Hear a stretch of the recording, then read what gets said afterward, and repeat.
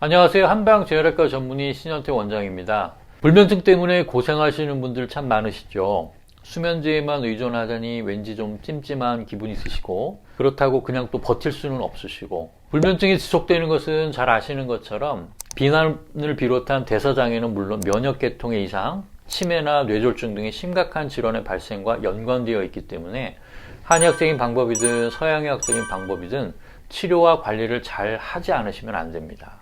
오늘 시간에는 병원에서 받으시는 치료 이외에 불면증의 관리에 도움이 될 수 있는 한 가지 꿀팁을 드릴까 하는데요. 불면증은 물론 코골이 방지나 치매 예방에까지 도움이 될 수 있다고 하네요. 그 팁은 바로 베개입니다. 우리가 매일 사용하고 있는 베개가 수면을 방해할 수도 있고 결과적으로 척추 건강을 해치고 뇌 활동에까지 영향을 미칠 수 있다는 것 알고 계셨습니까? 뇌는 하루 종일 정보의 홍수 속에서 외부의 자극에 노출되어서 기억과 사고력을 발휘하고 또 그에 대한 적절한 반응을 요구받고 있죠. 공장이 계속 돌아가면 필연적으로 쓰레기와 오폐수가 배출될 수밖에 없듯이 뇌 활동의 결과로도 베타 아밀로이드 같은 독성 단백질이 생기고 이게 뇌 속에 조금씩 쌓이게 됩니다. 이런 노폐물들은 그때그때 배출되고 정화되어야 되는데 양질의 수면이 잘 보장되어야만 이것이 가능하다는 겁니다. 수면이 하는 가장 큰 기능이 바로 뇌의 청소라는 의미죠. 자, 불면증으로 인해서 자꾸 깨거나 잠을 자지 못해서 뇌가 충분히 쉬지 못한다면 어떻게 되겠습니까? 앞서 말씀드린 독성 단백질들이 뇌에 계속 쌓이게 되고 뇌신경의 연결고리가 끊어지면서 결국 치매와 같은 중증 질환을 유발할 수 있다는 겁니다. 꼭 치매까지는 아니더라도 정상적으로 수면을 계속 이루지 못한다면 누구라도 기억력이 떨어지고 인지 능력이 좀 저하되는 경험을 해보실 수 있을 거라 생각됩니다. 자, 그렇기 때문에 불면증은 반드시 적극적으로 치료하고 관리해야 하는 질병이라고 할 수 있습니다. 생활 속에 여러 요인들이 다 수면과 관련이 있을 수 있지만 의외로 베개만 잘 바꿔주셔도 수면의 질이 높아질 수 있다는 것 주목하실 필요가 있습니다.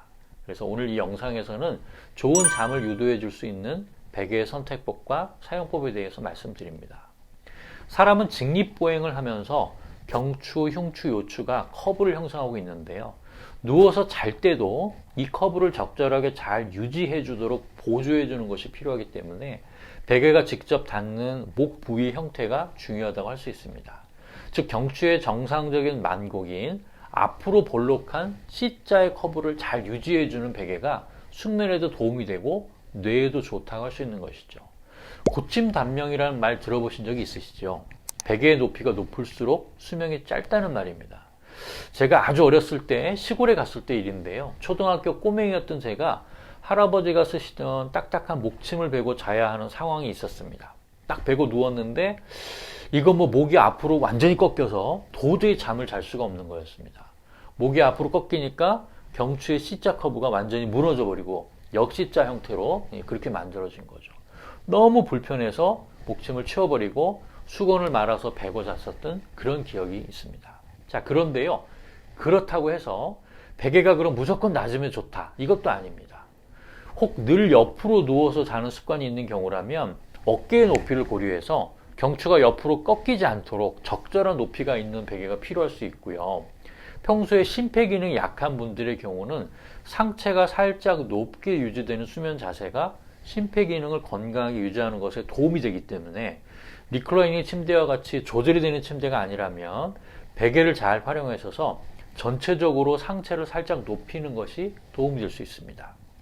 수면에 방해가 되는 베개를 사용하고 있는 경우는 아침에 자고 나면 늘 목이 뻐근하거나 손이 저리는 증상을 느낀다든가 심박수나 호흡의 변화를 자주 느낀다든가 다리에 불편함을 느껴서 자주 잠을 깨는 등의 현상이 나타날 수 있습니다. 혹시 이런 현상들이 자주 있었다면 베개를 점검을 해보시고 바꿔보시기를 권유드립니다. 더불어서 자신의 자는 자세를 확인해 보는 것도 필요하겠죠. 가장 좋은 수면 자세는 바로 누워서 주무시는 거지만 그렇지 못한 경우들이 많이 있어요. 똑바로 누워서 자려면 호흡이 원활해야 하는 등의 조건이 맞아야 되는데 코골이 등으로 인해서 쉽지 않은 경우들이 참 많죠. 그럴 경우는 옆으로 누워서 자는 것이 오히려 좋은 수면 자세일 수 있습니다. 옆으로 누워서 잠을 자는 경우는요, 앞서 말씀드린 것처럼 어느 정도 높이가 있어야 되고요. 모양이 잡혀있는 베개보다는 유동적으로 변할 수 있는 입자 형태의 베개가 더 좋다고 할 수 있습니다. 그리고 요즘은 1인 가구가 많으시다 보니까 자신이 코를 고는지 아닌지 잘 모른다는 그런 분들이 있어요. 핸드폰의 녹음 기능을 이용하시면 쉽게 확인해 볼 수 있습니다. 코골이가 심하시다면 자신에게 맞는 베개로 바꿔보시면 수면의 질이 더 좋아질 수 있거든요. 자, 정리를 한번 해보겠습니다. 불면증으로 고생하고 계시다면 혹시 베개와 관련된 문제일 수 있으니까 베개를 바꿔보는 것 고려해 보십시오. 자, 베개를 바꾸시기 전에 자신의 수면 자세를 확인해 보시는 것이 좋겠습니다.